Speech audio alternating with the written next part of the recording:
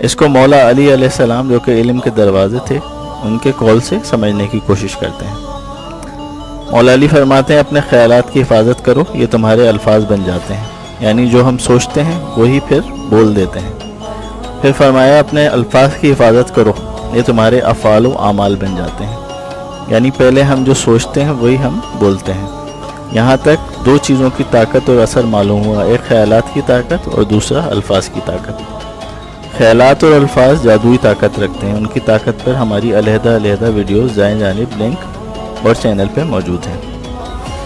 مولا علی علیہ السلام نے پھر فرمایا اپنے افعال و اعمال کی حفاظت کرو، کیونکہ یہ تمہارے کردار بن جاتے ہیں، یعنی جو ایک طاقتور خیال آپ کے ذہن نے سوچا تھا وہ غالب خیال اتنا پر اثر تھا کہ وہ آخرکار آپ کا کردار بن گیا۔ لہٰذا آپ کی سوچ ہی آپ کا کردار، آپ کی کامیابی، ناکامی اور خوشی اور ناخوشی، سکون اور بے سکونی طے کرتی ہے۔